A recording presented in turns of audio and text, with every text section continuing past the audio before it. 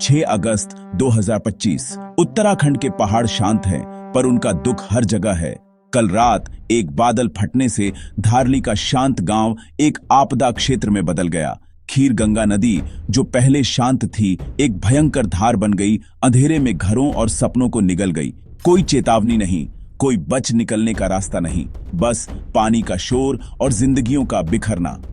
5 अगस्त की रात अब उत्तरकाशी के इतिहास पर एक दाग है। सोचिए, बारिश बरस रही है, अचानक एक गर्जना, पहाड़ खुद टूट रहा है।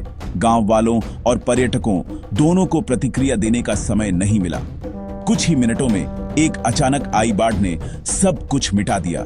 घर, होटल, हंसी और उम्मीद। सुबह तक धारली मीटरों कीचड़ और मलबे के नीचे दब गया था। गांव के जाने पहचाने नजारे गायब। ये सिर्फ एक न्यूज स्टोरी नहीं है, ये बिछड़े हुए परिवारों, खोए हुए भविष्य की त्रासदी है। हिमालय इतने खूबसूरत पर नाजुक और अप्रत्याशित भी हैं। यहाँ के लोग जोखिम के साथ जीते हैं, पर इसके लिए उन्हें कोई तैयार नहीं कर सकता था। अब सिर्फ सवाल बचे हैं, ऐसा क्यों होता रहता है? इसे रोकने के लिए हम क्या कर सकते हैं? तबाही पूरी है। उत्तराखंड के दिल पर एक जख्म। दुनिया एक आपदा देखती है, यहाँ के लोग सिर्फ नुकसान महसूस करते हैं। ये उस रात की कहानी है जब उम्मीद बह गई और अगली सुबह जब दुख के सिवा कुछ नहीं बचा था। पहाड़ रोते हैं और हम भी। धारली चला गया, नक्शे से मिटा दिया गया। 40 से 50 घर, 25 होटल, यहां तक कि प्राचीन कल्प केदार शिव मंदिर सब नष्ट हो गए। कम से कम 4 लोगों की मौत की पुष्टि हुई है, पर दर्जनों और लापता हैं। गांव वाले, पर्यटक, सैनिक, परिवार इंतजार कर रहे हैं, खबर के लिए बेताब, उम्मीद से चिपके हुए। 30 से ज्यादा लोगों को बचाया गया है, पर सदमा अभी भी बना हुआ है। बचे हुए लोग सुरक्षित हैं, पर उनकी जिंदगी बिखर गई है। संख्याएं दर्द को बयां नहीं कर सकती। बच्चे खो गए, माता पिता तलाश कर रहे हैं, आजीविका चली गई। बाढ़ का पानी उतर जाएगा, पर दुख नहीं उतरेगा। धारली के खोने के साथ उत्तराखंड की आत्मा का एक टुकड़ा हमेशा के लिए चला गया है।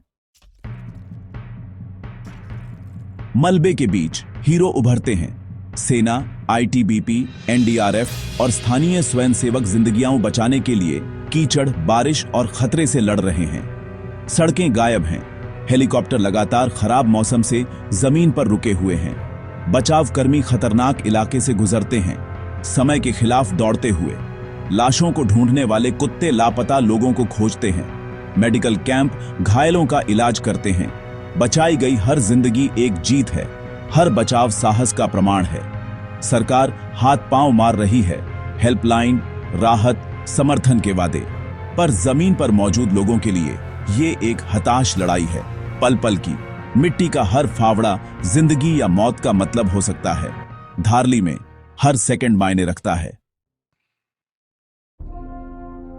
ये आपदा एक चेतावनी है, सिर्फ एक त्रासदी नहीं। जलवायु परिवर्तन से और भी चरम मौसम हो रहा है।